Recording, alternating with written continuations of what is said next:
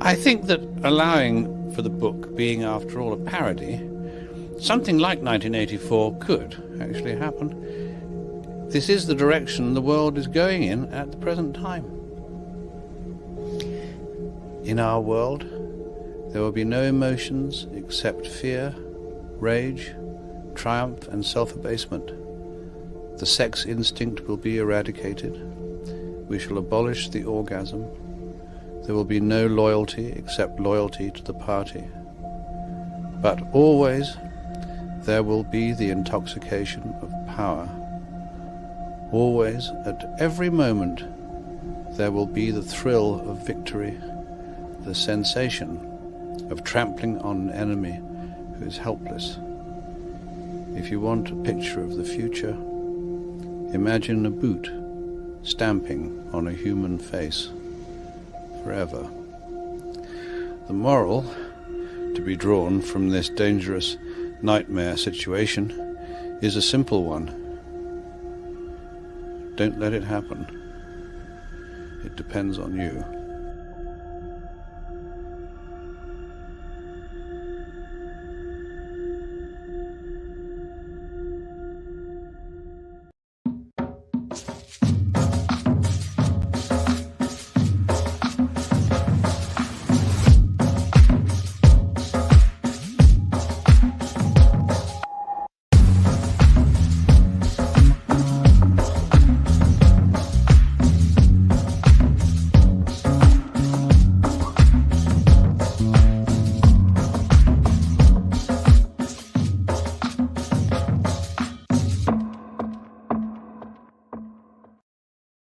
What's going on, everyone? It's Nina Infinity. Welcome to my channel on this Wednesday. This is Breaking the Narrative, and tonight I'm going to be speaking with Jocelyn Chia, who was recently canceled for a joke about, well, the relationship between Singapore and Malaysia. And some people have attributed that joke to being about the airline, the Malaysia Airlines joke, which was not, it didn't fly over well. It didn't land well. Oh no. Am I going to get canceled now? Anyways, things have been very weird in the land of comedy. Now, if some of you guys are familiar with me and my channel, you know that I hang out with comedians quite a bit. Comedians like Chrissy Mayer, shout out because she's awesome. Comedians like Lila Hart and other comedians, especially through Chrissy. I've met a whole bunch of them. Keanu, she's such a funny girl. A lot of lady comedians, which I didn't really think that I would ever really enjoy, because I have always thought that women were not very funny in the stand-up comedy sphere, if you will. And I've always been kind of like, I always thought dudes were funnier, and maybe to some extent they are. But I think some ladies can bring the heat, they can bring the funny better than anyone. But people like Amy Schumer and other comedians have kind of given female comics a bad rep, because a lot of them have gone through this, they sold out, they went to in this weird zone of where, let's just talk about our genitalia and our periods, and just very raunchy sexual comedy, which I don't quite vibe with a lot of times, because I vibe with observational comedy a lot more. And I like political comedy, obviously. That's why I really like the old school comics. And I do truly appreciate a good stand-up whenever I see it. But it's rare nowadays. Don't you feel like it's rare? I feel like it's very rare nowadays. And I thought, what better way to have this conversation with someone that has been very canceled, because she not just not just got canceled just we don't like your joke. For weeks they came after this girl online, for weeks and weeks, and just bombarding her and her friends, including Chrissy Mayer on Instagram, that Star Wars girl, about their points of view, just because they hung out with her. It was just this weird scenario where anyone that had anything to do with her was getting bombarded.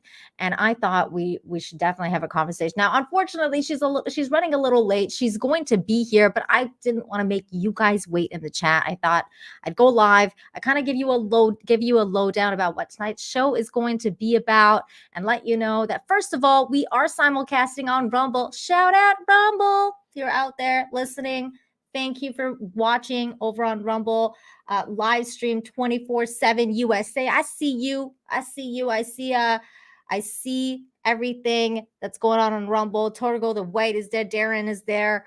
Other people hopefully should be going on Rumble, because if you are someone who's a fan of content creators on YouTube, you know that we're all somehow getting canceled at some point for saying something wrong.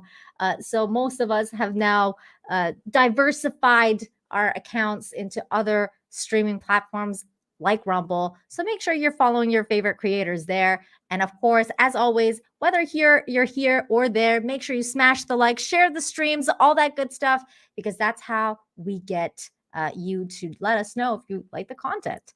And also, I want to give you a huge shout out to GJJ for being a member for 13 months. That's wild. Thank you so very much, GJJ, for being here and being a member. I really appreciate it. Shout out to all of you guys. Zero Smoke, Saw One. I see you guys in the chat. Thank you very much. Randy Savage says Nina looks like she's been smoking that fire flame. I'm not sure what that means. Does that mean I'm hot? Thank you. Thank you. There's other things that we can talk about before Jocelyn gets here. But let's also go over what she did get canceled for before she gets here, because I know you guys know she probably has heard this joke so many times. But just for you guys, for those of you in the chat that don't know what she got canceled for, here it is.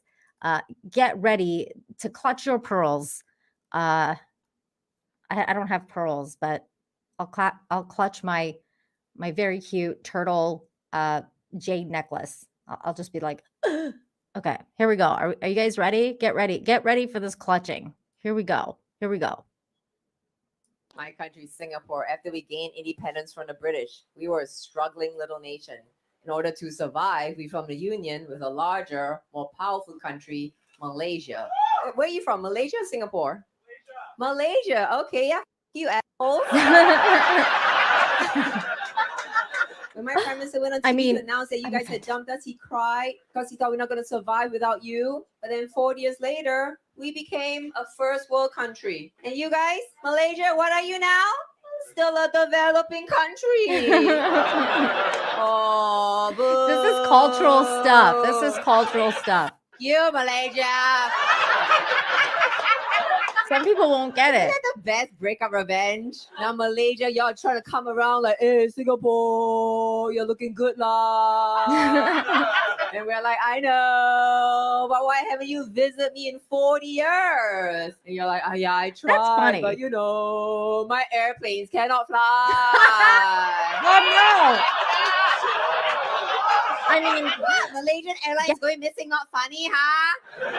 How dare she? Don't land. Oh no. This joke kills in Singapore. I get a bad Yelp review from the Malaysians. It's okay, they don't have internet. Oh, they had internet. That's the one mistake she made, was that they very much have internet, and they did not stop crying about this joke for weeks and harassing her for weeks. I think it's still going on. Like the moment that I posted the stream on Twitter, I advertise all my streams, and the moment that I posted it, somebody retweeted it and was like obviously harassing Jocelyn, just like kind of like, you know, adding her, being like blah blah blah, like, oh, she's going on here. Obviously, I blocked that person and that was it. And I moved on with my life. But still, it's insane that she is still getting harassed months after this joke was told. By the way, the joke that was told, what you just watched, it was told like months before she got canceled. So she was at a venue. She told the joke. Then somebody obviously uploaded, I think it was the venue's like TikTok account. The venue's TikTok account posted that clip and it went viral. And that's how people got mad, because otherwise they wouldn't have cared. Nobody cared. Now, just so we can talk about some other stuff before she gets here. She's going to be here soon.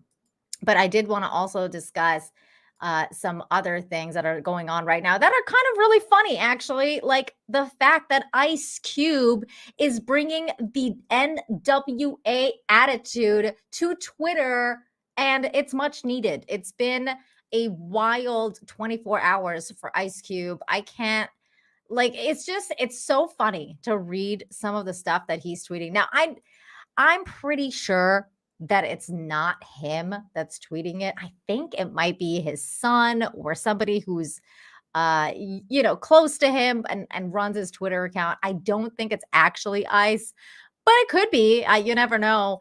But he is also kind of being canceled over some comments he's made, like wrong think and things he's said about Donald Trump and different things like that. And so this chick here, Kelly D, says, "What the hell are you doing, Ice Cube?" And this person, Christine, was like, "I watched an interview with him. He's starting to have the same crazy look that Kanye has. Sad." And then Ice Cube coming in hot. "Dirty B, you ain't sad." Like, damn, that's Ice Cube, yo. Holy shit. Ice Cube's Twitter account's burning the house down today. It is actually kind of wild. So there's another one here. This Mark person said, "Ice Cube, you've had an amazing career and I've enjoyed it. You have a shit ton of leftist hate coming at you, so I'll pray for you, sir." And he said, "Pray for them." I mean, that's pretty badass. That's pretty badass. Here's another one. Dave Indigo said, "Been listening since 86. What he's doing now is called sellout, but it's really nothing new here." And he said, "You've been a hoe since 86 too. What you doing now is called being a hoe. And that dumbass dog picture is to be expected. There really nothing's new here." Damn. Burned. Holy cow. Like Ice Cube going wild out there. How amazing would it be if Ice Cube came on my show? I would just love to have Ice Cube be here. What's going on, Reagan Knight? How's it going over on Rumble? I see you. Sell out to what exactly? I don't know. Republicans? I have no idea. Like he's had some pro-Trump stances and people don't like that. I've no idea. A wrong think. That's the only thing that I can tell you. So that was it. "You sound like a bitch." This was another tweet that's been deleted by the author. Oh, too bad. Too bad. I don't have a screenshot of what was said here, but this person deleted their tweet. He called you a civil rights leader, laughing. You should hear what he called your mama. He's coming in with the yo mama jokes, man. Like this is funny. This is funny. Yo mama jokes. Wow. Let's see. He called you a civil rights leader. Okay, here we go. "Don't tell me what I should know. A picture can tell 1,000 lies as well. And you should know that." This guy saying, "Bro, every time you pose in a picture with a politician, they're using that as an endorsement. You were just in a picture with Kennedy. Whether you come out and say it's no or not, the picture is worth 1,000 words. These folks are allowed to allow about opticals." What? These folks are allow about opticals? I think he means these folks are about optics. You should know that. Okay, yeah, because Okay, yeah, because he did post a picture with Kennedy earlier, so I guess people are freaking out. Who did I endorse? The devil is a liar, and so are you. Cube sold out a long time ago. My absolute favorite rapper. I still listen to America KK's Most Wanted. Will never stop listening to it, but know the party's screwed the African American community and still endorses them and is a sellout. And the people are doing better. They're doing worse. This guy doesn't know what he's talking about. These people have no idea what they're talking about. But yeah, so he's just setting fire to Twitter, which should be applauded because it's great. It's great to see. Oh boy. It's getting wild over there. This light work. This is what happens when you come out your side. Full-blown matrix attacks. This light work. So this tweet was also deleted. F you, bitch. I can make a joke about anything. I think it's funny. I don't align with shit. Everything aligns with me. Damn. Look at this. He's going hard on these people. Another deleted tweet. You got shit on your hand and didn't wash it off. Wow. That's so funny that all these people, like, they're so brave when they're coming at him, right? And then they immediately delete their tweets because it's like, oh, I'm coming at you, Ice Cube, because I'm a keyboard warrior. But then the second like they get retweeted, it's like, no, let me backtrack. Let me backtrack over here. What a wild day.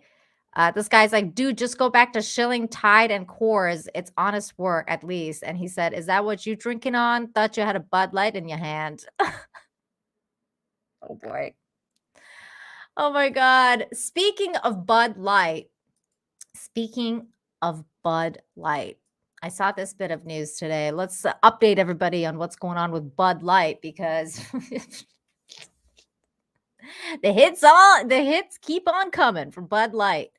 And this one is kind of funny.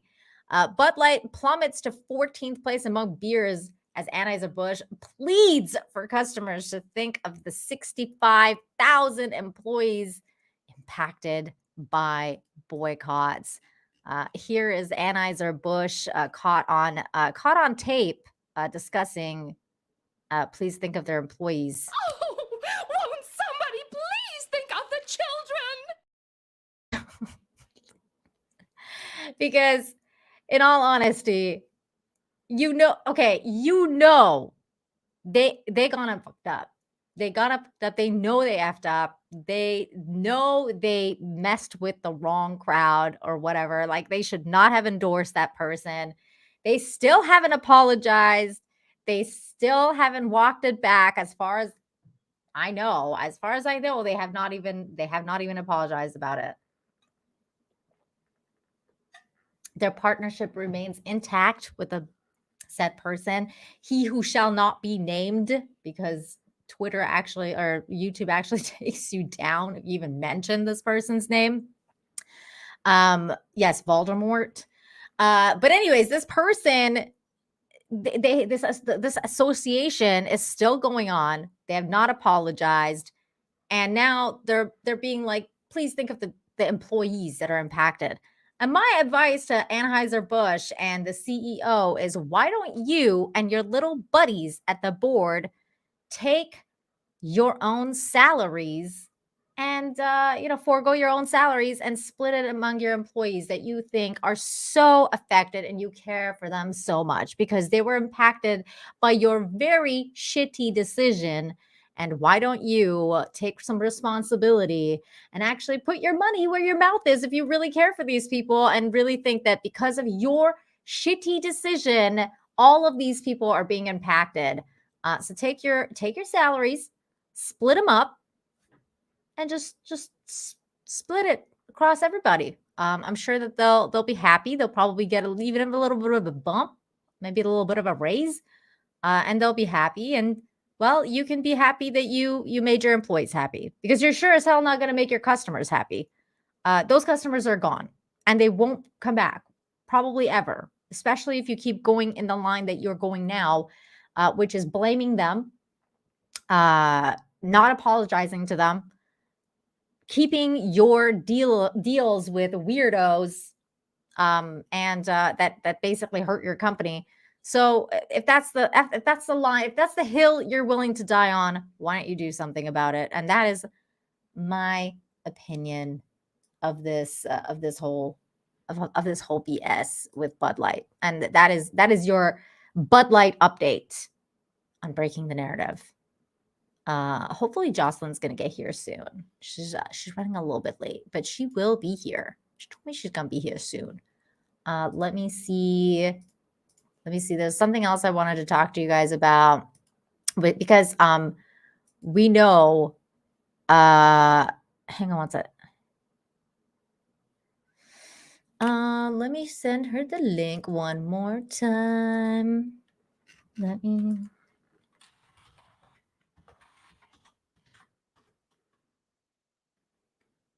Hopefully that'll work, because I think she's having some issues logging on. Okay, here we go.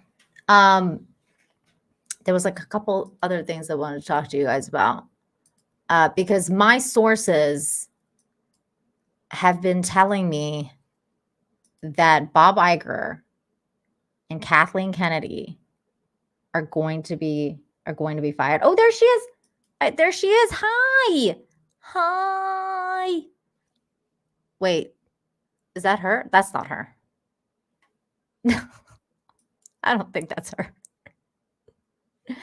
I just sent her the link again, so hopefully she can figure it out. I don't know who that is.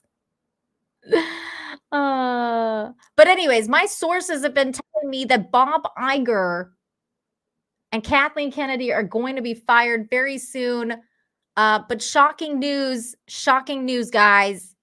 Bob Iger is actually not fired, and his contract has been extended through to 2026. That is all the weird news that we have to offer, because our guest has now arrived. So everyone, put your hands together for the very lovely Jocelyn Chia. Hi, Nina, hi. Hi, what's going on, girl? Thank you for making it tonight. Thank you for having me and for being accommodating over the time. Of course, yeah, no problem. I'm really glad you're here. So I played your cancellation clip already. Cool. I was like, I'll get everybody ready just so we can tell everyone the full story, because there's so much going on. But thank you again for being here. Now, before I guess we get started, Jocelyn, tell everyone who doesn't know who you are, and let's start there. Who you are and how you started into basically content creation. You have a little YouTube channel. How did you get into comedy, and so on and so forth?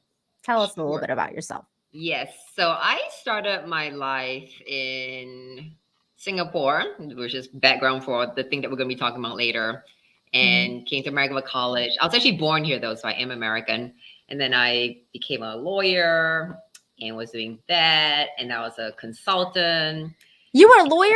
What kind of lawyer? Yeah, I did pretty big deals. I did mergers and acquisitions, private equity, and capital markets. I did the IPO for Hertz, the initial public offering. Wow. Like General Electric and Morgan Stanley, Goldman Sachs.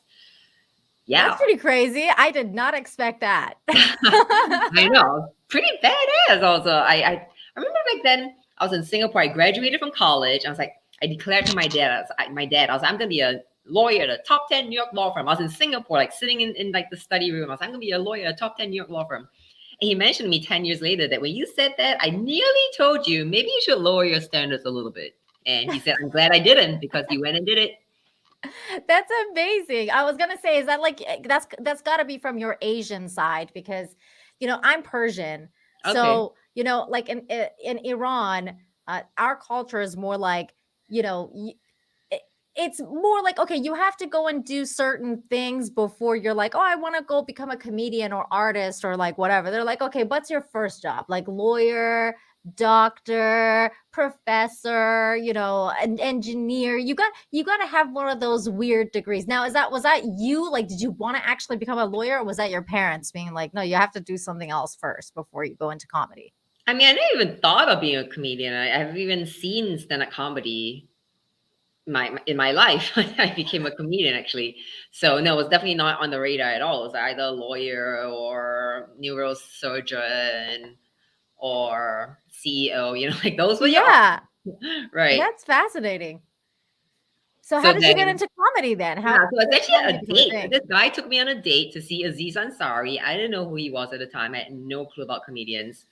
And halfway through, I started crying. I was like, "Why am I crying in a comedy show?" And then my heart was like, "This is what I want to do." Oh wow, that's so crazy. He I still like doesn't Aziz know. I saw him Ansari. at the Comedy Cellar, and I didn't tell him. I was a little starstruck, but next time I see him, I'm gonna tell him you were the reason I became a comedian. That is crazy. And he got canceled too. He got canceled for that girl, Yeah, right? That was like that that was a bit of a weird that silly was attempt to cancel him. It just sounded like a bad date. yeah, it was like a mini cancellation because it was like in the height of Me Too because he didn't get like fully Not canceled. really. I think because a lot of No. people were like, "Well, this is now taking it too far. This doesn't sound like he really did anything. He didn't." When she said stop, he stopped. Yeah, and it was weird because right after that, I remember like there was all these jokes that were born from that incident. Like Larry David did a whole episode on one of his new seasons of Curb Your Enthusiasm about signing contracts when you're about to like get Right. intimate with a girl and everything Yeah, like yeah, that. yeah. So it was Every like, single state, every like base. What do you call it? First base, second base, third base. Is this yeah. okay? Is this okay? Are you sure? Do I have your consent? Yeah, yeah, just sign here that you've already been like, you're not being pressured into it and blah blah Right. blah. Hire lawyers now doing your makeout sessions. Have witnesses there when you're making out, just to be That's sure that you're crazy. covered. It is. Well, it's become that world, right, Jocelyn? Yeah. It's become such a crazy, crazy world. Now, okay, so like how long have you been doing comedy for? I would say 9 years if I didn't count the pandemic. Technically 10, but I was like, I mean, I didn't do anything in 2020. So I like to Mm, like check my measure. I like to measure my progress every year. So 9 years effectively. sure. Okay, that makes sense.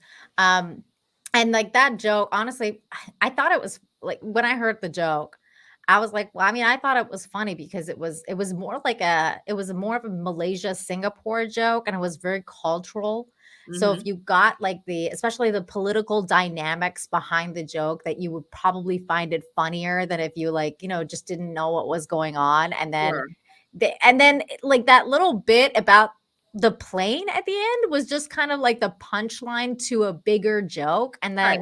then that part became just so like people just very much overreacted to it. And I thought that was, well, it was kind of insane, Jocelyn. Like It what was you went insane. through was kind of insane. Tell me a little bit about, tell us all a little bit about what happened, the aftermath of when the joke went viral. Right. So the very next day, the comedy seller that had co-posted the joke was calling me saying that they were getting these negative reviews. So they asked me to take it down. I was like, okay, fine, I'll take it down. But they gave me a clean tape without their logo to repost if I wanted to. So I thought Mhm. that was really cool of them. And then I was getting a bunch of like people resharing my posts in their stories. And ironically, Nina, the first story reshare that I saw was in Malay, but it Mhm. ended with a wow. I was like, oh, she must like it. So I reshared my hate story. Mhm, yeah. That was like looking back, I was like, that's really quite funny. And also when I was looking at the tape, because the seller had edited it and they sent it to me for my approval. And Mhm. I was like, oh, but my hair is sticking out and I had this like little thing showing, like, my jeans don't look good. And I was like telling my friend, I was like, do you notice the hair sticking out? And do you notice a thing in my jean? And my friend texted me after like things went really crazy. And I'll tell you even more about how much more crazy it got. And my friend Mhm. texted me saying, remember back then when you were just worried about your hair in the video? Yeah, I had no idea it's gonna turn into such an international firestorm. It The New York Times called it a diplomatic incident. Like they had a yes. whole story about how a comedian in New York City doing a show in New York City created a diplomatic incident. Ministers had to apologize for the joke. The Singapore ministers apologized. The Malaysian ministers were criticizing me and the joke. And then the seller got review bombed 4,000 one-star reviews. Their rating went from 4.7 to 2.8. They hacked the Comedy Cellar website.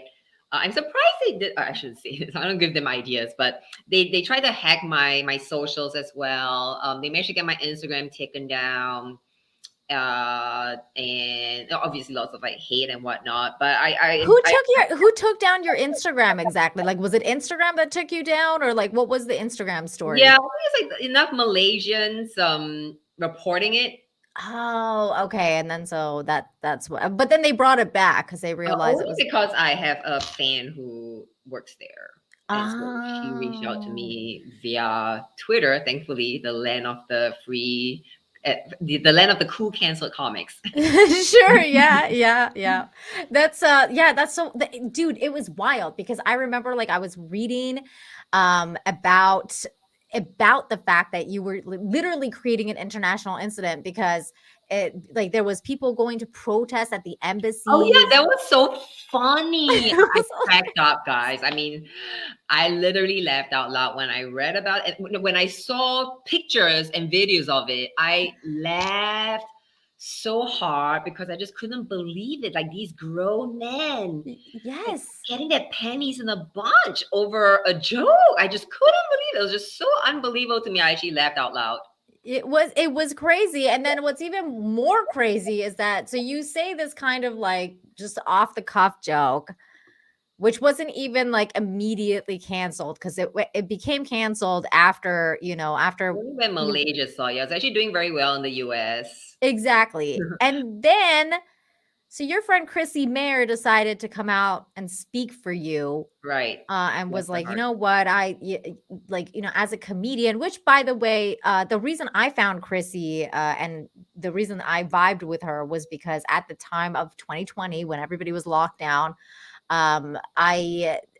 Chrissy was one of the only comedians that was speaking out about what was going on with the mandates, and she was refusing the vax, and she was refusing to go to venues that were demanding that you get that thing, and things like that. And I greatly respected her and anyone that came out against basically mandates, because I mean, what you do with your own body, that's your choice, that's your body, whatever, right? But if you're gonna, if the government wants to demand something, I have opinions about that, and I really greatly respected that. And so because she was canceled, and because so many people came after her about that, about the January 6th, about her previous jokes about Sandy Hook, all of that kind of stuff, so she knew what it felt like to be canceled. So she spoke out about you. Wow. And I thought that was really very nice of her, really, and very brave of her, of course. But then she came under fire as well. Like, yes, she did.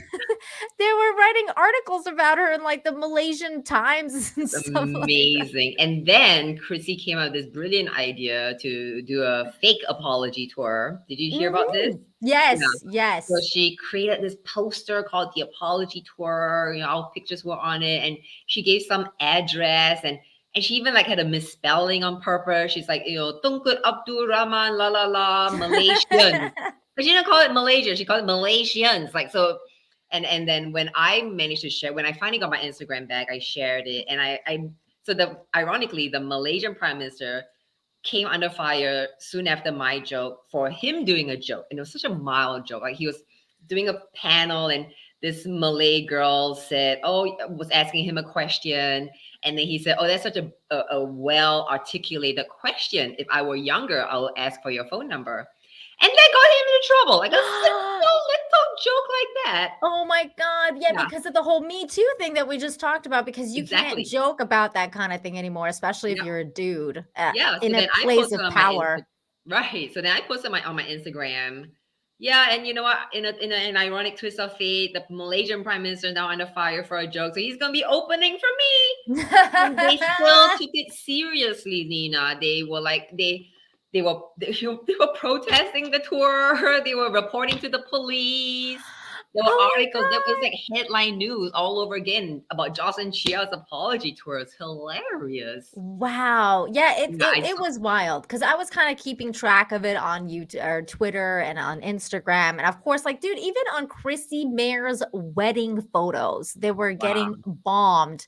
Anna, that Star Wars girl, was getting hate from Malaysians because The she Star Wars posted a girl? picture. Yeah, her name is Anna, that Star Wars girl. She's on a show called Simpcast with Chrissy on Sundays. Oh, And she's a YouTuber content creator like myself.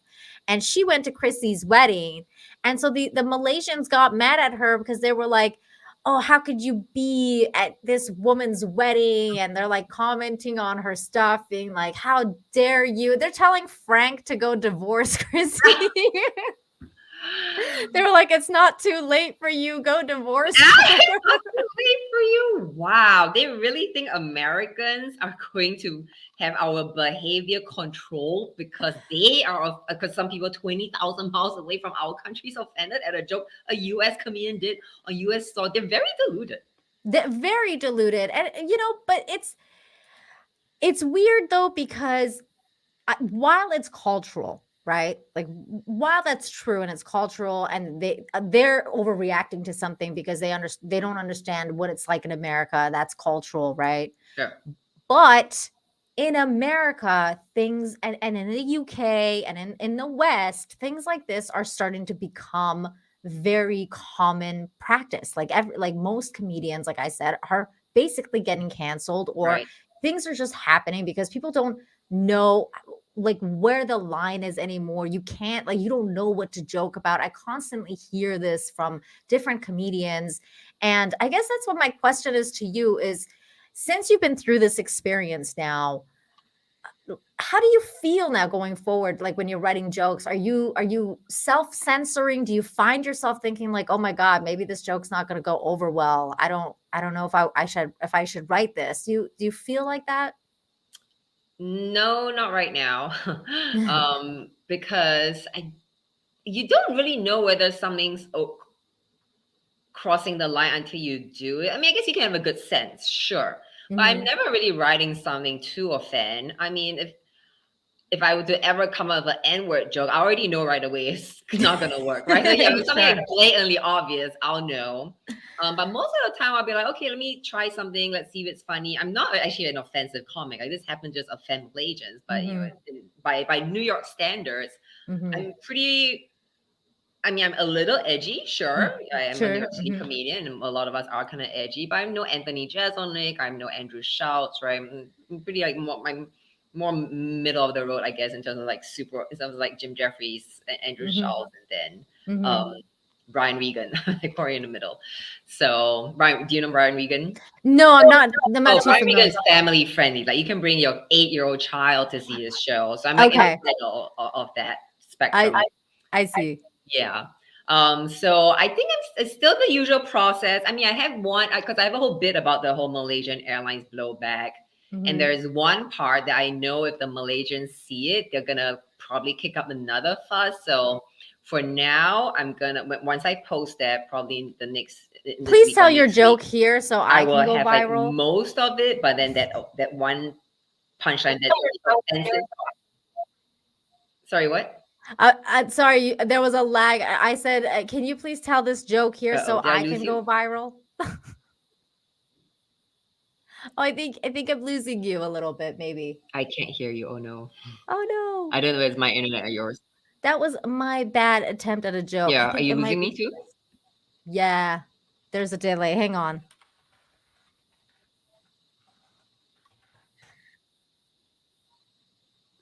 I think she might have to drop out and come back. You might have to drop out and come back. Oh no. You guys are still seeing me, right? Everybody's are you guys still seeing me over there in the chat? Yes, okay. It must be her. Thank you, Brez Monkey, for gifting 5 memberships to the chat. You are awesome. Okay, and she is back. Let me get her over here. Okay, here we go. Can you hear me now? You good? Jocelyn? I'm back. Oh, there you are. Yay. I was saying earlier. Yes. When you cut off, I was saying that can you please tell your joke here so that I can go viral? your Malaysia bit. Oof, I think there's something wrong with my internet here. Oh no. You're losing me a little bit. Yes, still losing you. Oh no! All right, let me change the internet. Oh no. Let me see. You may You have lost me to. again. Oh my Yeah. god. Oh wait. You're there now. Are you can you hear me?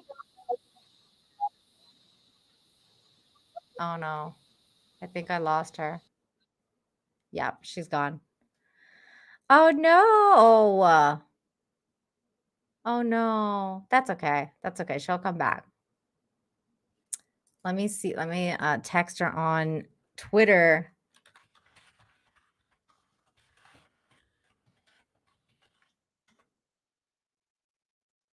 I'm going to reset her router. I'm doing IT, guys. Hello, to try turning it off and on again. While she comes back, let me read this super chat real quick. Bird Up, thank you for the $10. Says, cheers, Nina and Jocelyn. Comedians never need to apologize for jokes. Imagine George Carlin apologizing for his 7 dirty jokes routine. Dude was literally thrown in jail for performing it. Hi, you're back again. Are we good? Yay, nay? I just changed locations to see if this is better. I'll turn on the light.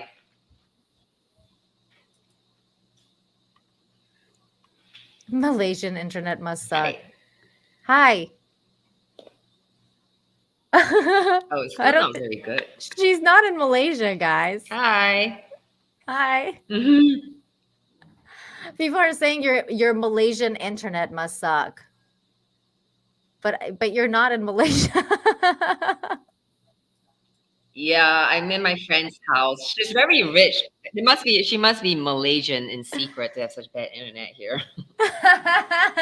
That's funny. Oh no. Oh my Alicia, what's wrong with goodness. your internet? Let me read this one for you. Love Jocelyn jokes. Hey, news on Canada. Fires is still not stopped till fall and winter. Jocelyn asked Interpol to arrest Canada for air pollution, Well, I'm on, says Leo Fisher. Oh no, she's left again. Oh no. Her internet needs to work. Thank you, Leo, for the very generous $20. I'll read it for her again when she comes back because I do want her to start some ish with Canada. I told her to when she asked which other country she should start stuff with. I was like, Canada, of course. I mean, there's so much material for Canada. Let me remove her because I don't know if she's coming back on this.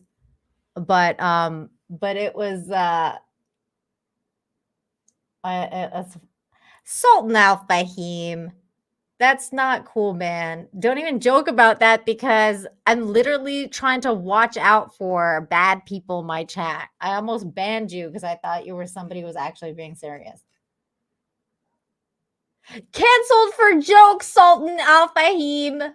Canceled for jokes. I know. It's true. I did. It's true. I know. I'm canceling you for joking. I'm canceling you.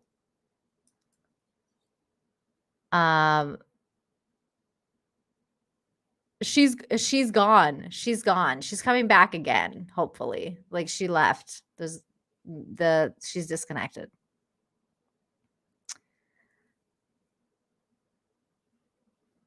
Dude, dial-up was better sometimes. I'm not gonna lie. I tried to get both of us canceled, guys.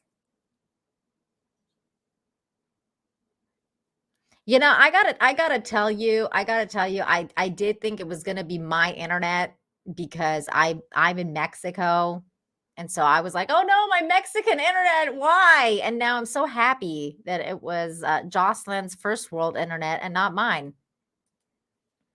Torgo the White over on Rumble with a Rumble rant, $2 says, and then Chrissy became very Malaysia famous. It was unbreaded and hilarious. It was. It was.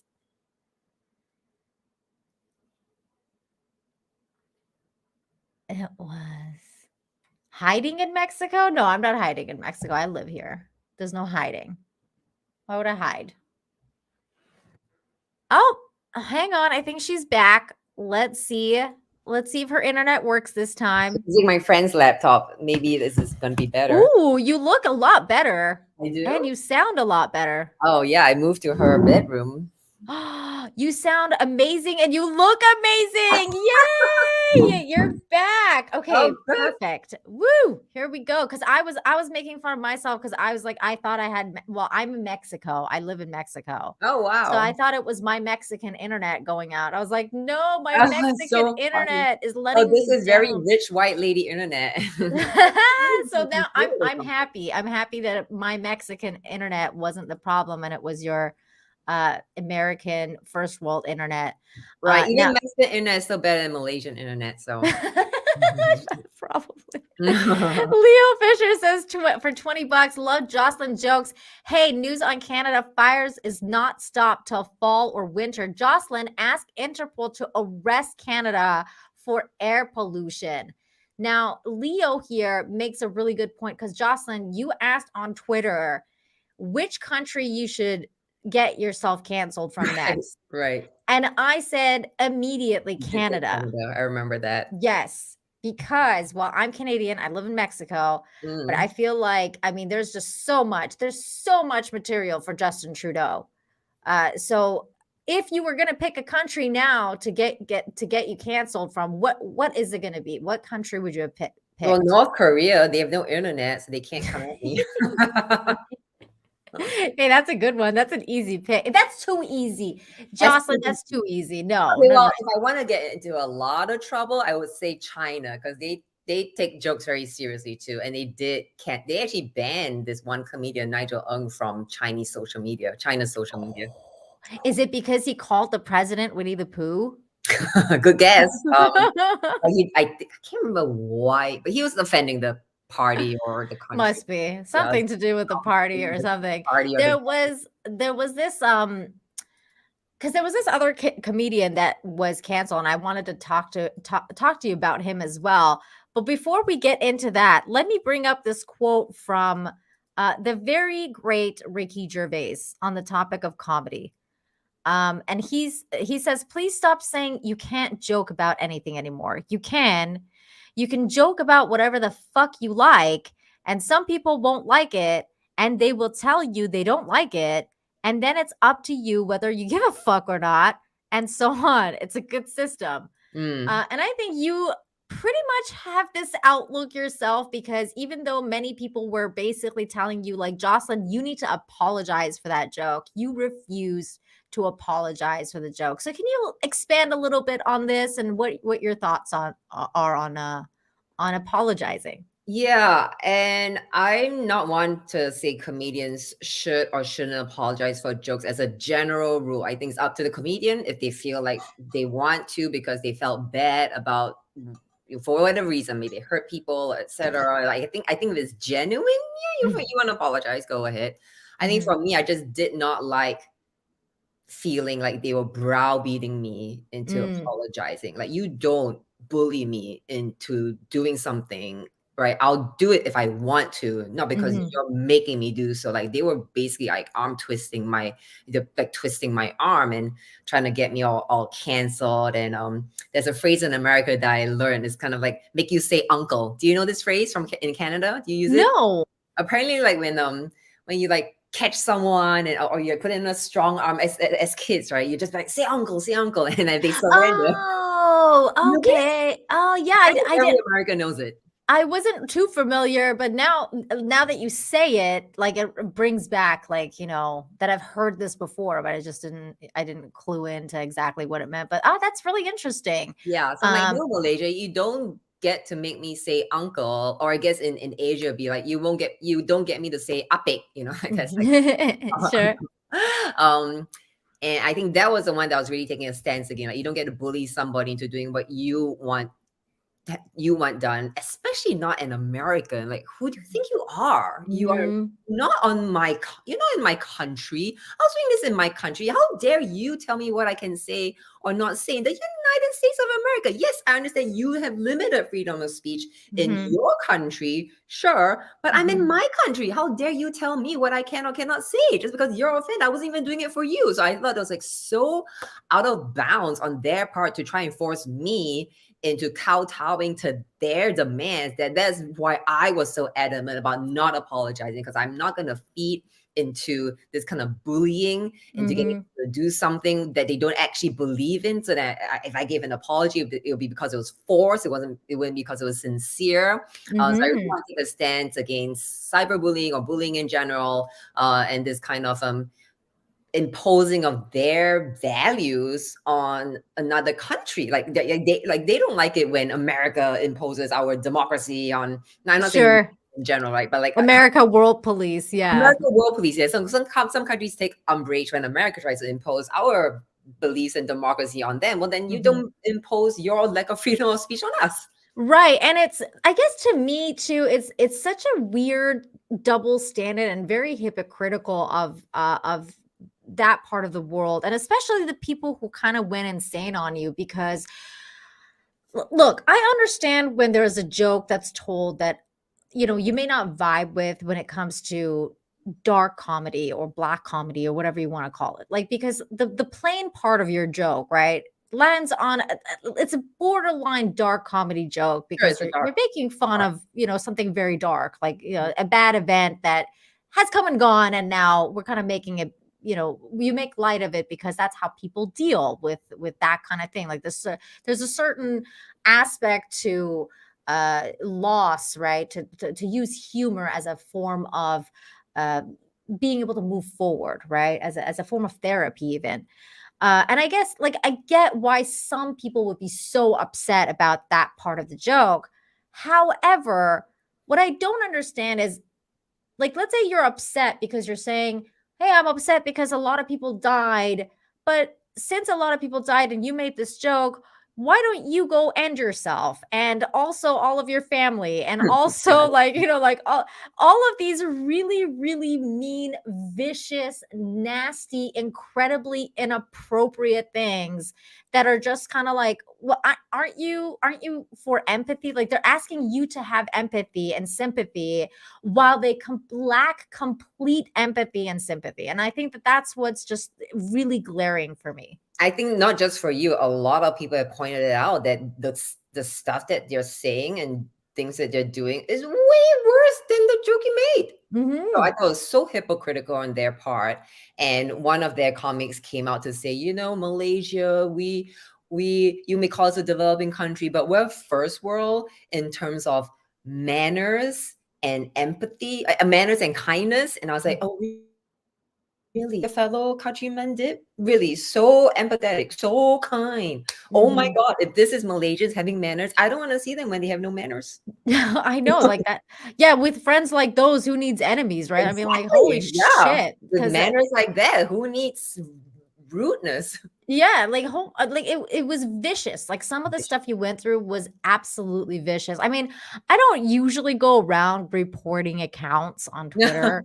But man, like some of the stuff I saw, I was just like, dude, I'm reporting this shit because it's bad. Like they were making images of you. It was wild. And I was just in shock, constant Mm. shock about reading what was going on. And here's the other article that there was another article that covered you, and I wanted to talk to you about this because I thought this was really interesting. This is from South China Morning Post. And it writes, the headline reads, as Malaysia cancels Jocelyn Chia, Asia's comics open up about the risk of crossing the line. From India to Singapore, some comics say that humor business is increasingly risky as the lines separating offensive and illegal becomes blurred. And this article kind of goes on into like what happened with you and everything like that. But I thought it was really interesting, this part that says, just a joke, right? Indian stand-up comedian Radha Kaira, which I'm not Karia, I'm not familiar with her, but She said, given the climate of heightened sensitivity and the strong presence of mob vigilantism on social media, she has been extra careful about what she posts online, fearing that someday it might come back to haunt her. The internet in India has become very cheap. A lot of people have access to it, and what when that happened, everybody has an opinion and everyone can get offended. She said Indians are generally more sensitive when it comes to religion, culture, the language, anything. When the authorities and online mobs stalk the internet, self-censorship is the outcome, she said. From the start, show producers, well, anyway, she goes on to say some other stuff, and it's just making it more difficult to joke around online because of this kind of the fact that people are like these jokes, especially in those kind of parts of the world that they don't have free speech laws, are becoming more difficult to kind of navigate. And I guess that's the question here, right? Like where do you draw the line, and do you self-censor? Now I know that you say you don't, but I mean, even I feel like sometimes I do it because I feel like, well, especially on YouTube, I do it because YouTube is just so weird and I can get banned for like saying anything. But sometimes on Twitter, I'm like, I go to tweet out something really spicy, and then I'll be like, wait a minute, like I have to double think this, because I'm like, is it worth it? Like, is it worth for me to tweet the spicy thing out and then all of a sudden have like all these leftists or all these weirdos or whoever just come after me because of my wrong think or whatever? And so I guess at some point, that's the question: is it worth it? That's a very good question. I've been trying to think about that myself as to whether or not it's even worth it being a comedian these days, right? I mean, like I said, I was a lawyer at a very big law firm, one of the best in the country. I don't need to do this, right? I don't have to be a comedian. I can just do it for fun where the stakes are low. And when I say I don't censor myself, I mean in the comedy club, if I'm doing a joke, I won't think really about the censorship part, because a comedy club is still a pretty safe space, especially when we have no cell phones rules at the Comedy Cellar. So the only time comedians really actually get into some kind of cancellation is when it goes online, right? So for that, I'll be more careful from now onwards what I put online. So I was trying to tell you before my internet went out was the new bit I have about my Malaysian Airlines blowback. There's one part that I know Malaysians are gonna get all fucking upset again if they hear it. So I'm thinking of putting like that full bit into my Patreon, so any of my supporters that can see it. And then the rest of it, or like a good chunk of it, on YouTube, because I feel like, not that the Malaysians couldn't pay to see it, but I'm like, they're gonna really hate having to pay me. Yes, So I was like, if I put a paywall, it's really drastically lower the chance. definitely. Oh my Right? god, yeah, monetize your haters, girl. Monetize my hate. I'm like, if you really want to see us and hate, then fine, you're gonna have to pay me to hate. Yeah, when your internet went out, I was doing an attempt at a terrible joke myself, which was cut off by your internet. But it was that I was like, "Can you please say that joke here and now so that I can go viral with you being on my channel?" But no, I completely understand, and yes, you should absolutely monetize your haters, because that is. I mean, what else are you gonna do? Like, you're gonna sit there and just kind of take it. Like, it's just like, no, man. I would monetize my haters too. Like, no way. Like, They that's not. still hate follow me. And at first, I should have learned my lesson for when I had this breakup and I blocked the guy and the new girlfriend. And within like a year, I was like way more successful than them. I was touring the world, I was having a really good life. I was like, oh, why did I block them? I wanted to see my glow up, right? And it's the same thing that happened. So now that so when I got back my Instagram, when I saw followers, because a lot of them followed me just so they could shit on me, right? And so when I would see someone blatantly from Malaysia, I'll just block them. And now that I'm controlling my narrative, I've been posting, okay, this was me on CNN, this was me in the New York Times, this was me in Colorado. I'll say like this infinity pool with the mountains behind me. I was like, oh my god, life is so hard being canceled by Malaysia. And so now that I'm showing that you guys did not fucking defeat me. I was actually not just surviving, I was thriving. Okay, I was in the mountains when this all happened, but all you guys were raging away. I didn't even read any of the shit you gave to me. I was having a good time. I was swimming. I was eating at 5-star restaurants. So now that I'm like coming out with that, I'm like, "Oh, I wish I hadn't blocked those haters. I would love for them to see how good of a time I was having when they were like raging away." I'm like, yeah. Yeah, because they're gonna like those kind of people really hate that like people they want to be in misery for them to be happy. So it's like that, Exactly. it's like it's the opposite. It's so funny because that's why I think comedy is so important. Actually, that's one of the reasons that I think we owe comedy a lot in a sense because, well, first of all, I think comedians are this today's kind of like philosophers because we don't really have philosophers anymore. And the only people who kind of really think and go deep are the comedians. And that's why it's really interesting that they can't even speak anymore. But also, it becomes really interesting that comedy has become this thing that people who are authoritarian really hate because they take themselves so seriously. So during the COVID era, like era, we're still living through it. During the COVID like time, like the height of COVID in 2020, when all the memes started coming out, like you started seeing memes of people with like 10 masks on their face, or like, you started seeing all these really crazy, ridiculous memes about COVID and the jab and like things like that. And it would drive those people who were pushing those narratives absolutely insane because most of them were cultists anyway. So they're just kind of like, oh my God, like they're making fun of us with memes. And they would lose their mind because I feel like jokes in a way can win wars. I know that sounds really weird, but it's one of those things because humor and laughter can bring such a like it can snap you out of a spell. You know what Mhm. I'm saying? So is that like why you like comedy so much? Because is that how you feel about comedy? Like tell me more about how you feel about what comedy does for you. I actually got a little distracted because I just saw, you're speaking about like those vile images. So Mhm. we have an imposter of me right in your chat right now, the Jocelyn Chia in here. That's not me. I In your mistake YouTube chat, can you see it? yeah, I think I saw that You person can see that earlier. one? Yeah. Yeah. So everybody can go shit on that person.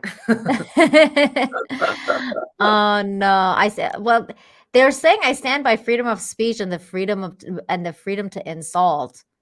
So Yeah, I'm but not you sure if scroll up. No, no, no. It's a troll. oh, is it? Okay. Let me ban this person. Okay, there we go. They're gone now. Bye, Bye. bitch. So long. And then speaking of the images, I saw like they had superimposed like I don't know some sexy thing. I'm like, well, thanks for giving me bigger boobs, idiot. And I then think like it was a all these parody account. guys trying to hit on me now, like these fucking these freaking haters. They have gone like because they made me so known. Like guys have been trying to like ask me out. I maybe they find being an international criminal sexy or something, but I've had Mhm. so many guys trying to hit on me now that they have made me more known, like throughout the world, like guys in Taiwan, Australia, not just America, Singapore, like even Well, that's Malaysia. good. Even the Malaysia guys trying to ask me out. So yeah, thank you, haters. That's great. You superimpose like sexy pictures on my body, giving me bigger boobs. I'm like, yeah, thanks. Now guys think I've like double D's or something. That's hilarious. They weren't. Aiken says 7 for 7 9. They weren't so polite when asked to give the truth about what happened to the flight at the time. That is true. They're not polite at all. Bird Out for 5 says, "Cheers, Jocelyn. Comedians never need to apologize for a joke, even if the joke bombs or crashes into the ocean." The thing is with jokes is that I think, and one of the problems I have with sometimes with not comedians, but because comedy is subjective, you can find something funny, but you can also like, and somebody else might not find it funny at all. And it really depends on your own things and the things you're going through. So I guess what I have a problem with spotting is, for example, like I have a line when it comes to jokes, like where I'm like, okay, I don't find these kind of jokes funny. And that for me, the line is pedophilia. Like if you're gonna make jokes about like pedophilia, I'm not interested. I'm like, I don't find those jokes funny. You're not funny to me. Move on with my life. I'm not going to try and cancel you for it, but I'm not going to think you're funny, right? There's also that other aspect of if you're making a joke, right? But you're actually serious. Like you're serious about what you're saying. And then you say what you say, and then everybody disagrees with you. And then you're like, well, it was just joking, bro. Like it was just a joke. And I guess that's one of the things that I like continuously really, really bothers me is the idea of like, oh, that serious thing was actually a joke. And then everybody else like doesn't have a sense of humor. I'm constantly told that I don't have a sense of humor because I'm a woman and I don't get jokes. And I'm like, I don't think you were joking though, bro. So do you ever get that feeling of you 100. don't go ahead?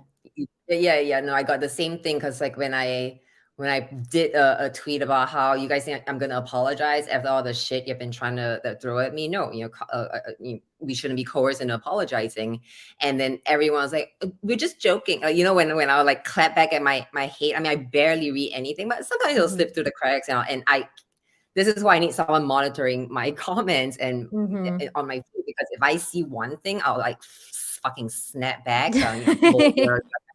Yeah, I'm gonna have to argue back. So it's a waste of my time and energy. So I need people monitoring. But every now and then I'll see something and I'll snap back, and then they'll be like, "We're just joking. Like, why are you taking it so seriously?" Like, or like they'll say like, "Oh, so when you're saying this stuff, it's a joke, but then when we call you insane or we call you retarded or whatever, that's now harassment." I'm like, do you know how stupid they sound? Do you know how stupid you sound? Like, I'm a professional comedian at the #1 club in the world doing my jokes and people are laughing. Yeah, that is a joke. Okay. When you literally have no intention other than to make someone like feel bad or whatever negative feeling you're trying to get out of them. And there's no laugh, no intention to make laugh, no intention to make like, that is not a fucking joke. This is how fucking stupid you idiots sound. You get it?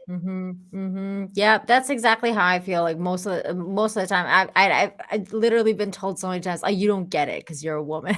I'm like, yeah, I guess so. I guess I just don't get jokes because I'm just a bimbo. Like I'm just, just a little old me. Just don't get anything.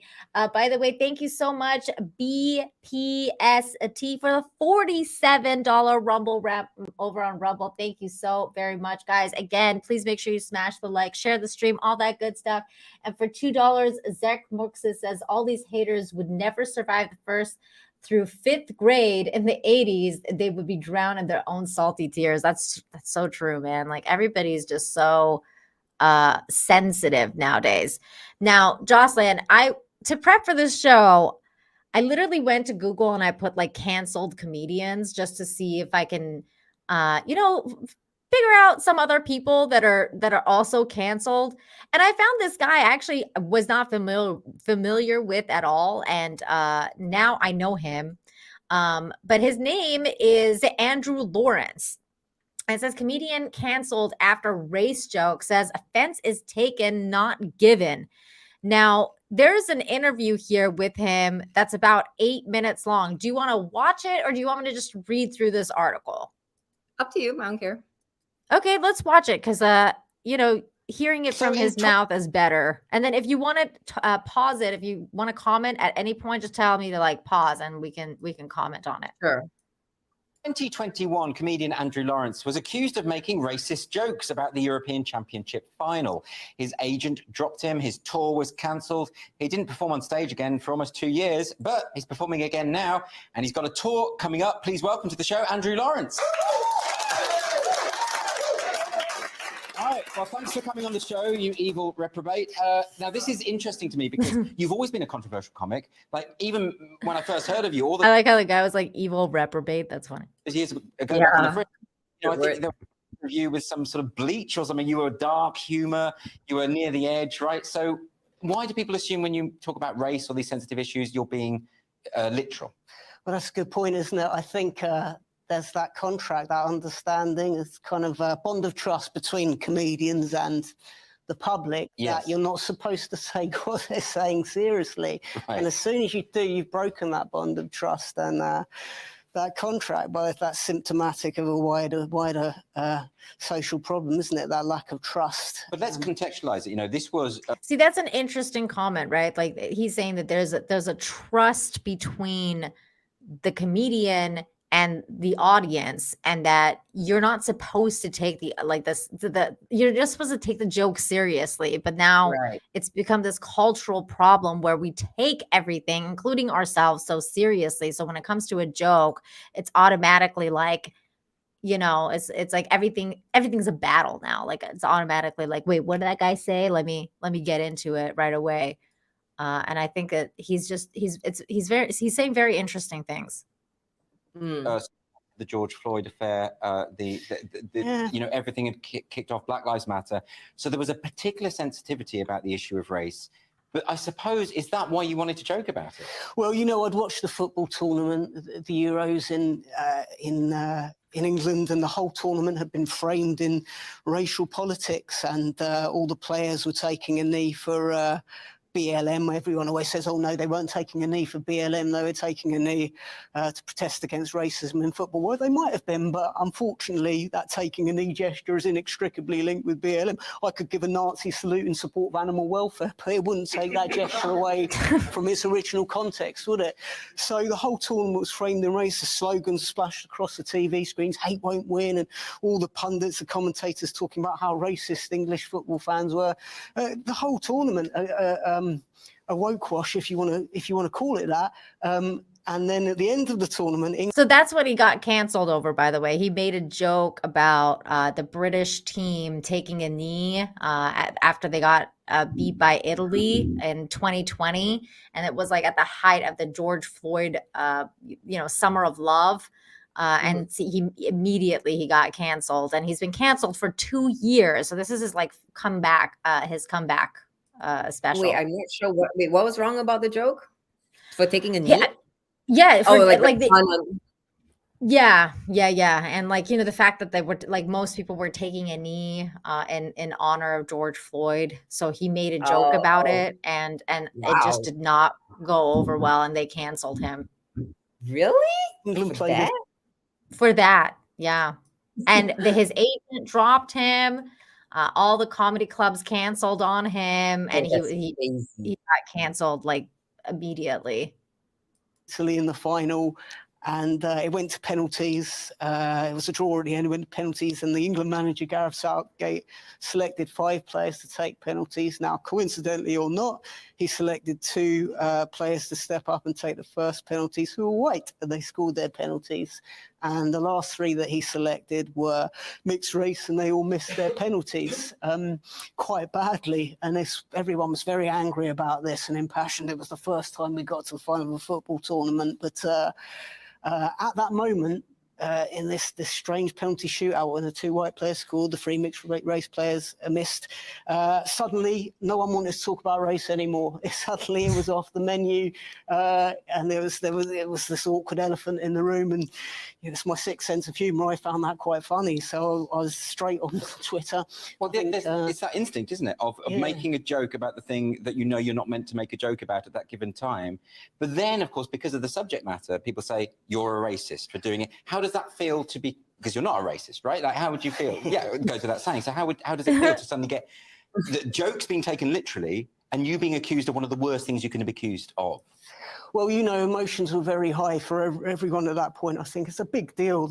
That's an interesting question too. Have you, Jocelyn, have you been called racist yet? Have you told a benign joke that has landed you in the alt-right racist, group? Maybe something really mild that wouldn't really be racist, but people, let's say, for an example, I did hear someone say, I was like, oh, I think he was needing a Spanish speaker. And so I was like, oh, how about this Latina person that we know? He's like, that's so racist. Just because she's Latina doesn't mean she speaks Spanish. Something stupid like that. Oh my God. Yeah. So that kind of stupid level of racism. Yeah. That's dumb. Okay. Here's some jokes about the Latino thing that you might be able to get canceled for. Anything to do with this weird Latinx situation, okay? Because Latinx makes no fucking sense, and it shouldn't be a word. But apparently, we think it's a slur. A lot of people think it's a slur, but apparently these leftist weirdos think that Latinx is better than being called Latino or Latina, which is weird. It's a weird weird thing. So I don't know if that Yeah, there's well, anything what I for heard you. about it. Yeah, because and correct me if I'm wrong. What I heard about is that it's white people saying that you shouldn't call it Latinx. Is that right? No, you should call it that. Like that's what they You should call want. it that, and then Latinos don't want it called No, Latinx. Yes, I remember that. especially Yeah. especially the ones in Mexico. Like in Mexico where I am, like real Mexicans, not like, not whitexicans, which is, White. the people that live in the States.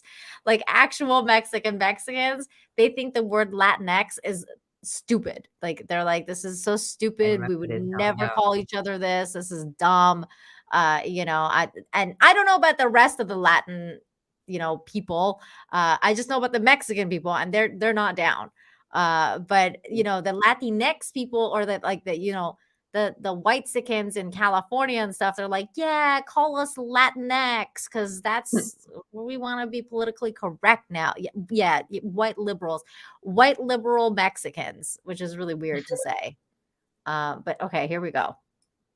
This international football tournament for sports fans, everyone was very angry that we got to this final and we hadn't won, and everyone was looking for someone to blame for that. But there was also this thing where the whole tournament had been framed in this racial politics, and here was the opportunity. So we have got racist football fans, and I see. So it was a kind of like it was a pantomime, But what happened? Because my understanding is that your tour dates were immediately cancelled, and this was a Twitter storm, right? And then your agent dropped you as well. So talk us through that. That was very quick. It's very strange. It happened very quickly within the space of a few hours. Who knows, maybe 30, 40 tour dates. Imagine within a span of a few hours, like you tweet something and then your entire life changes. Like you get dropped by your agent, like everybody hates you now for some reason, and then they're like, oh, you told a bad joke on Twitter. It's really like this terrible. Yeah.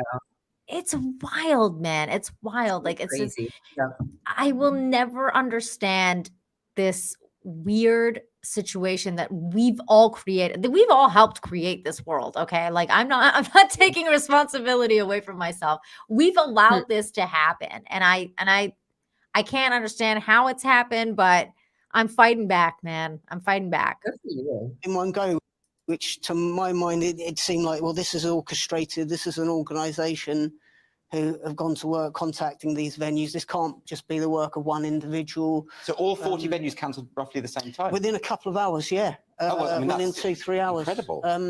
But of course, which made me feel it was in some way orchestrated. But and then when did the agent drop you? I had a few phone calls with the agent, and thought it was orchestrated. one of his, that's interesting. How he described it is that one of his higher profile clients has said to him, "Look, if you don't drop Andrew Lawrence, I'm leaving your agency." So the agent decided, for his livelihood and his business, that he had to part company with me. Well, which, you know what, Andrew, don't worry about it, because as they say, cancel culture doesn't exist. So that's right. It's all in your imagination. But look, you took a while off stand-up, but you were doing these internet videos. Now, I'm going to go into this other thing that basically he's talking about today. And then he's saying that because now he's wanting to come back, so he's scheduled shows and everything like that. But now he's talking about how they're trying to re-cancel him, and several venues have canceled like his comeback because they found out who he was, and then they're like, wait a minute, maybe we don't actually want you. So he made this video today, and he says the cancel cunts are coming for me again. And he talks about like basically these venues dropping him. And I guess like that's my next question to you, because he goes in this video, which I thought was really interesting and really brave, like for him to say this. And I think it's like really hits it on the head, because it's what you went through as well with Chrissy, is that these venues are cowards. Like they're absolute cowards, and they constantly cave to this really small mob that are very vocal. So I guess, and I know you can't probably really comment on this, because obviously you can't, like you're a comedian and you don't want to start getting canceled from every venue.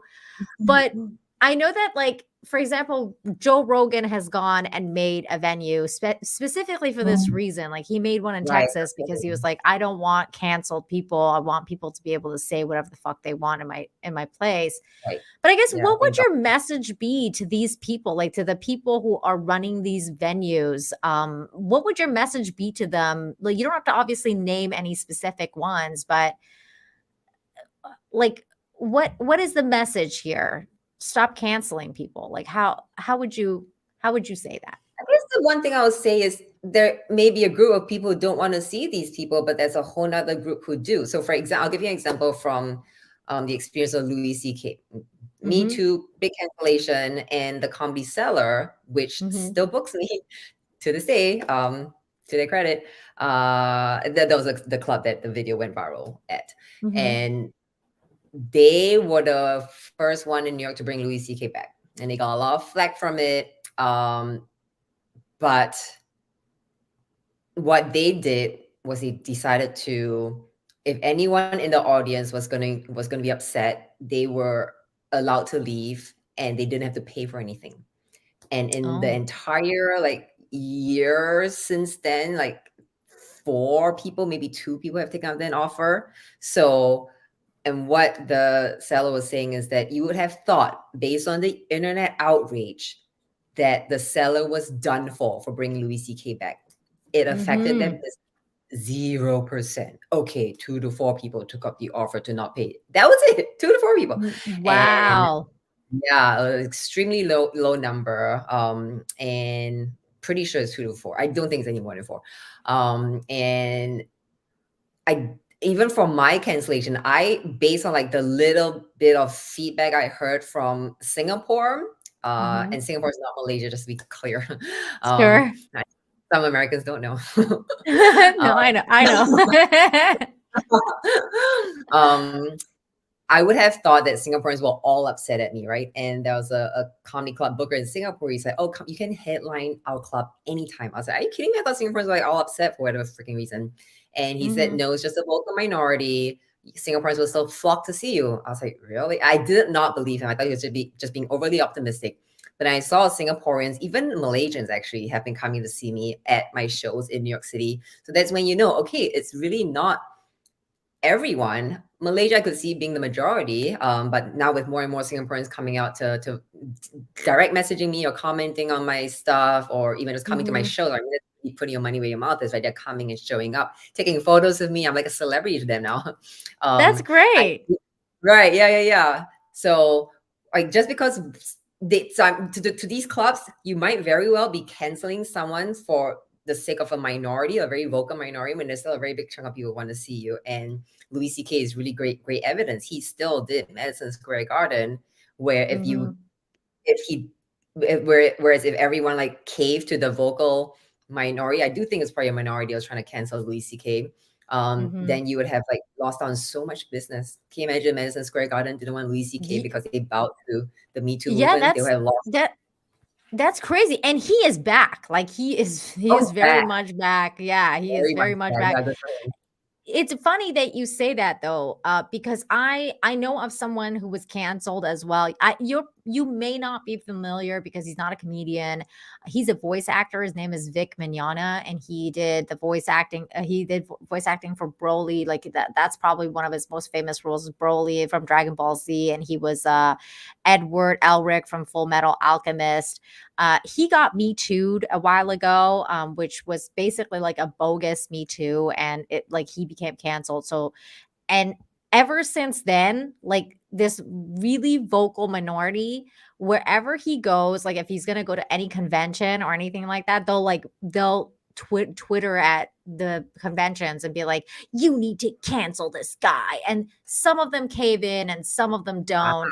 But it's usually like he got canceled at LA Comic-Con, and usually though he has the longest lines. Everybody wants to go see him. So whenever he goes to a smaller venue that does cave into the crowd, they're the ones losing out, because if they let him go, they're the ones who will make the money because everyone's coming to see Vic for. Well, then that's the price they have to pay for being pussies, right? Self-stimulate? Yeah, exactly. So that, and that's what, I guess that's what the problem is with, with what Andrew Lawrence is also stating here, is that all of these places need to stop being pussies. And Oh, at yeah. Chrissy's talked about this constantly as well, that there's so many venues that are constantly, especially back in the COVID time, that they were refusing to have people on that weren't vaccinated, blah, blah, blah, blah. The venues need to stop being pussies. I like that. You should put that on a t-shirt. And there you go. There's some Stop being merchandise for pussy. you. My other teacher, stop being pussies, Malaysia. Yes. Oh my God. Now, just to like branch out a little bit, other than comedy, what are some of your favorite things to do? Do you have any favorite movies to watch or TV series that you're watching right now? Anything fun that you enjoy? Yeah, I was really obsessed with. Have you seen Never Have I Ever? No, what is that? Oh, you don't That know sounds this good. one. Yeah, it's the one about this Indian girl in high school, and I think the first season was just her trying to be cool and fit in and lose her virginity. It's based on Mindy Kaling's experience growing up. So Ooh, they had, okay. yeah, 3 or 4 seasons, really well done. This little Indian girl, she gets all the hot boys. Well, the one guy that's not very hot, but one guy is very hot. And so that one's a really fun. I like high school shows just because my high school in Singapore is just so boring. Like there's so much drama and intrigue and mean girls in these American high schools. I was like, oh, this is so interesting. I went to an all-girls high school, very boring. Oh my And God, girl, I'm literally rewatching Gossip Girl right now. That's how much I like those shows. So yeah, oh, wow. keep going. I also like Emily in Paris. Do you watch that one? No, I didn't, but I was always eyeing it though. I was like, ooh, this one looks good. So you like that one? I should watch it. Yeah, I do really enjoy it. I mean, in large part because it's filmed in Paris. So you just get to see Yeah. beautiful Paris every day. And her fashion is amazing. Kind of like, did you ever watch Sex and the City back in the day? Yes, of course. Yes. Yeah. Big fan. So like that Yeah. fashion side, the girl's very well dressed in this show. And she's the one. I was getting her mixed up with Never Have I Ever. She's the one that gets all the hot boys. I was like, girl, I just want to be you. Did you check out the new season of like the comeback for Sex and the City? Yeah, it's terrible. Have you seen it? I heard it was terrible. I was like, I'm not watching this because everybody said it was bad. Down your throat. Yeah, it's pretty bad. I heard they killed Mr. Big in like the first episode. I was like, They what? did. And then without Samantha, and she was the coolest character. And then really they're just cramming wokeness down your throat, which is very annoying. That is so sad because I also heard the same thing about Gossip Girl, actually, because I was like talking to my friend the other day and she was like, yeah, because they had like a reunion, not a reunion, but like a new like Gossip Girl show or whatever. And apparently they fucked it up and it's like all woke and weird now. And I was like, how you gonna fuck up Gossip Girl? Like it's about a freaking school. Like it's a high school Mean Girls. Like how you gonna fuck that up? Did you ever watch Gossip Girl? No, I have not. Oh, okay. You would like it then. You should try it. Yeah, because I like from the vibe that you're telling me, I think you would like it. You'd be like, oh, okay. Yeah, cool. There's a lot. Never have I met How I Met Your Mother. Someone's telling me to watch that one. That's fun, except for the ending. The ending sucked. I hate the ending of that show. I was like, but the first few seasons are so good. Like some of the best comedy. It's just like really, really great. But then that's it. And I like those kind of shows too.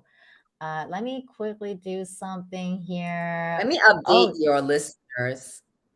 Yeah, my mod's got it. Okay, cool. My mod's great. Oh, you've got mods?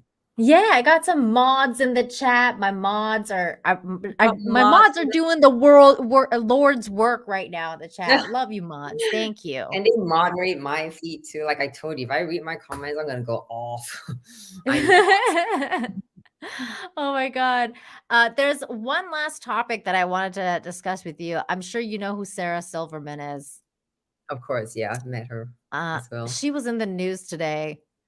It says Sarah Silverman and Oh, other sweet. best-selling authors sue Meta and OpenAI for copyright infringement. Oh, wow. Yeah, so she's planning on suing Meta and OpenAI for this book she wrote, her memoirs, I think it's called. What was it? Yeah, they're The Bedwetter. So her and a bunch of other authors are claiming that that the OpenAI, get out of here, freaking lost. There we go.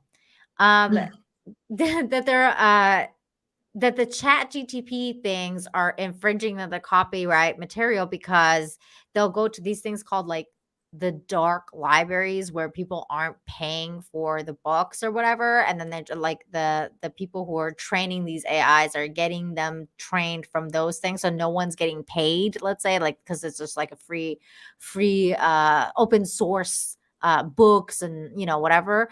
So it's weird because I think like in this situation, Sarah Silverman and the other authors don't know what the heck they're talking about. It just feels like they're like too old and they don't really understand what AI is.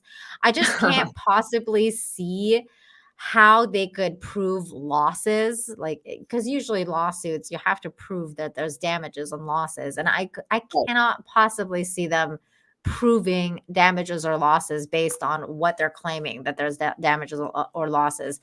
But I guess my question to you about this is, are you afraid that AI is going to start making better jokes than you? And would you ever sue AI for that?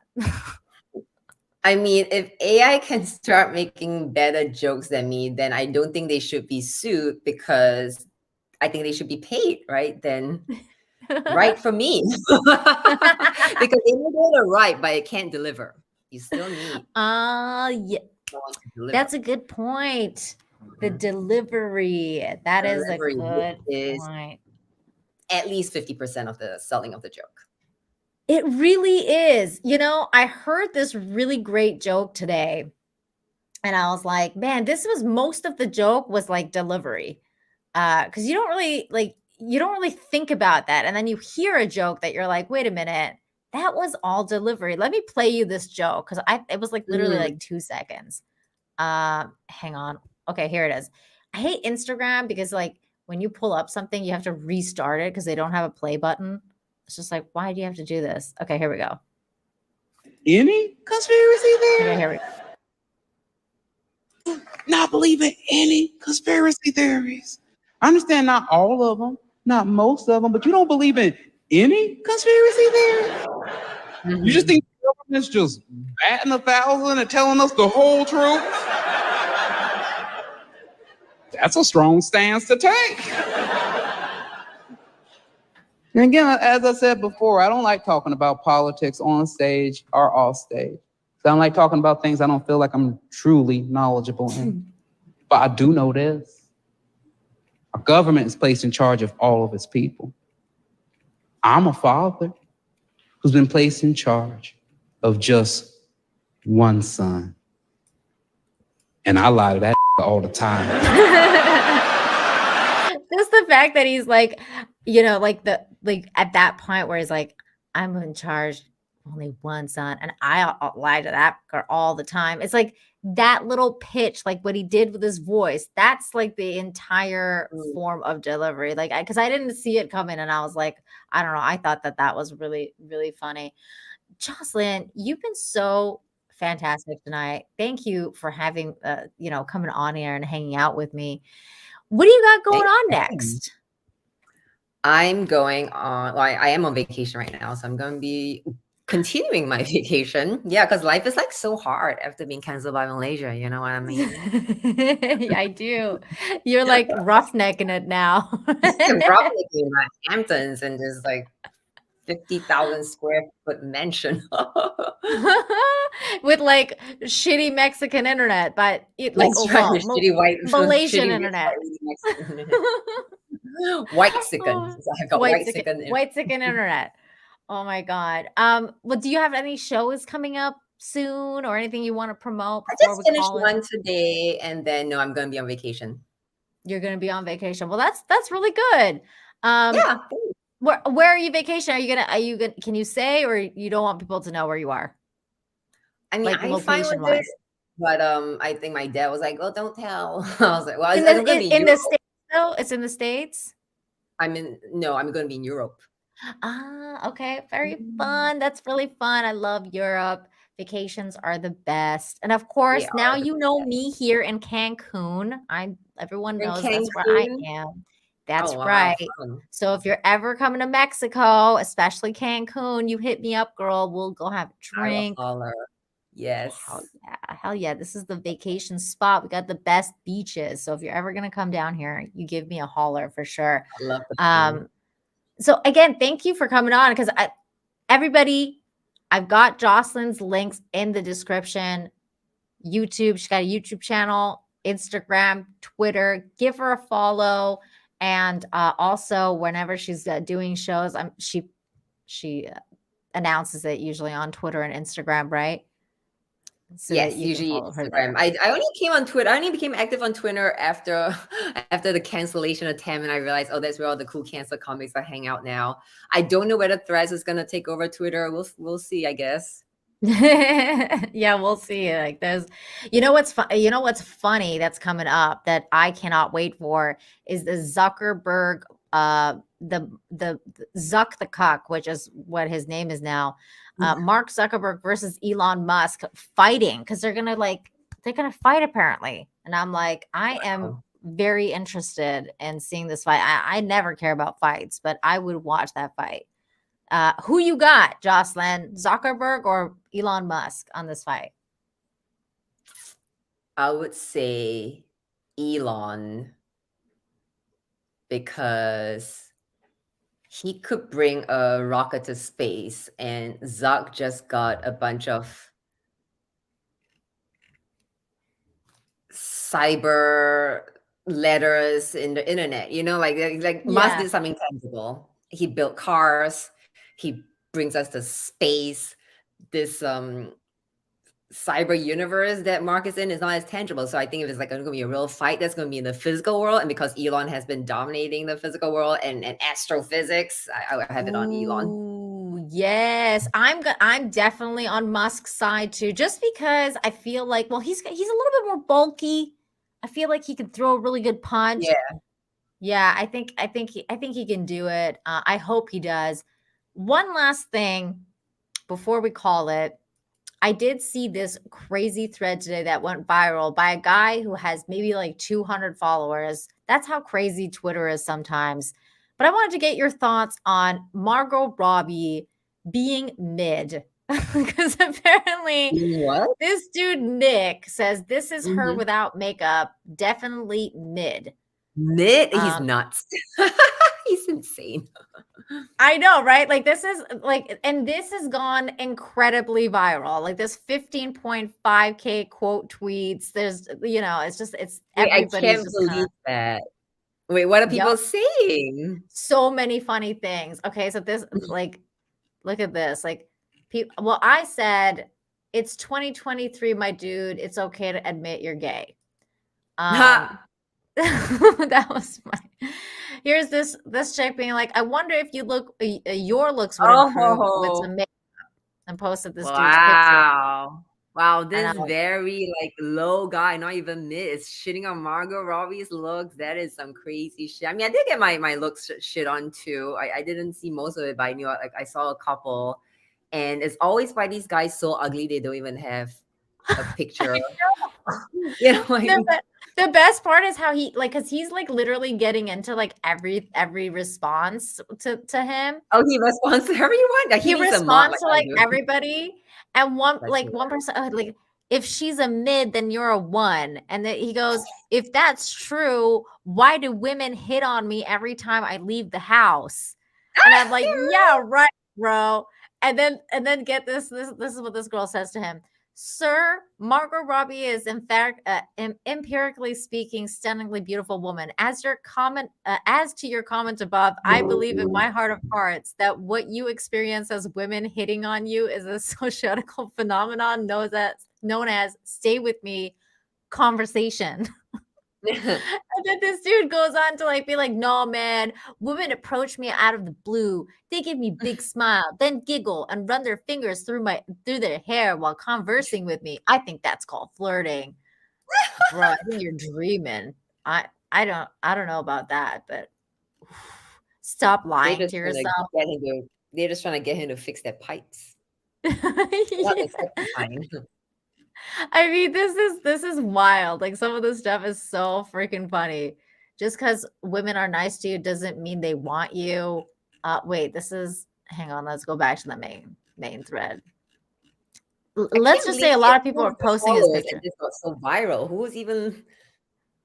I don't know. This is why Twitter's so weird. He's like a literal nobody. Like I went to check his account. Is he more now? Like, no, he's 266 followers.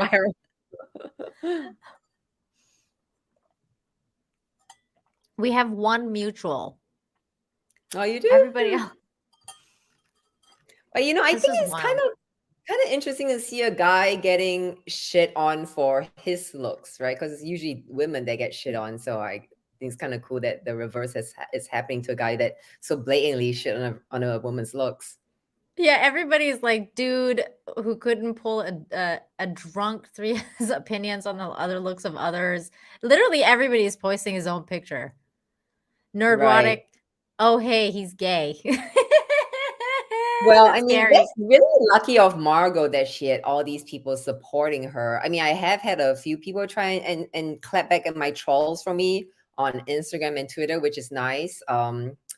Definitely could use reinforcements though. I mean, things have died down, but there's still quite a fair amount. So if anyone wants to have some fun and fight some trolls, you're welcome. Yeah, everybody in my chat. I mean, my chat's usually really nice people, but if you guys out there want trouble, go follow her account. If you're looking for some drama on Twitter and you want to go on some trolls, yeah, I'm recruiting mercenaries for my account for troll fighting. Get it done. I know, like, because we have this thing called the Legion of Memers in this community where they will just go around and meme things. Mostly us, like the content creator, but that stuff is in good fun. It's not like that. It's not like mean fun. It's just good fun. But they'll come to people's actual, they'll take up the arms of actual memeing if it needs to be. So I highly recommend, if you're listening out there, Legion of Memers, follow Jocelyn. There's a lot of work for you guys to do there. Man, solid 1, this guy. Jocelyn, what do you think this guy is? Do you out of 10? He's not a 1. I wouldn't say he's a 1. Let me see. But I think 3 was accurate. Whoever said 3. Yeah, 3 is accurate. I mean, it also depends. I think, like, if we're going purely on looks, probably like at 3. Yeah, but like, I mean, are we considering job and status and stuff? No, right? Yeah, I mean, that's a good point. And I probably wouldn't have even given him a 3 if I didn't know he was so mean. So I'm also biased now, right? Yeah, right. Yeah, you know what? Fuck this dude. He's a 1. He's a 1. Yeah, that's what they mean. Go after Margot Robbie. Come on. Yeah. Are you gonna go see the Barbie movie? Yeah, absolutely. You? Hell yeah, me too. Yes, of course. I got my Barbie nails done. I'm ready. I'm ready for the Barbie movie. So excited. Again, Jocelyn, it's been so fun to have you on. Thank you so much for coming on here. Everybody go and follow her. She's amazing. She's awesome. Don't ever apologize for your very cool, weird jokes, Jocelyn. Keep on being you. And everybody in the chat, thank you guys so very much for hanging out with us tonight over on Rumble. A special thanks to those of you guys who super chatted, Rumble ranted, became a member, gifted memberships, all that good stuff. I think, actually, I did have one member message from Saw01 says, like Chrissy said, never back down. I think you are funny. And that was to you, Jocelyn. So thank you so much. There's definitely fans of yours in the chat. People are definitely very much down with the fact that you you didn't apologize and you didn't bend a knee. And the other thing that I wanted to tell you about is this show that I do here. It's called Infinite Hope on Fridays. And that's my show that I do on Fridays to balance out this crazy show that I do. That's the show I do where I talk about good humans, cute animals, all sorts of good things, because we need more positivity in the world. So if you're ever feeling down and you're like, oh man, these trolls are crazy and I think the world is insane, come and check out my show, Infinite Hope. It might breathe some life back into you. And that is it. Thank you, everybody, for being here tonight, and I'll catch you guys next time. Did you have any parting words, Jocelyn? No, this was fun, but I guess no, it's all right. I'll complain to you later in private. You're gonna put okay, no problem. Thank you, everybody, and I'll see you next time. Bye. Thank you. Your fans are really nice. I really like the comments. Thank you so much, everyone. Oh, yay! I love you guys. You're the best chat. Bye. Bye.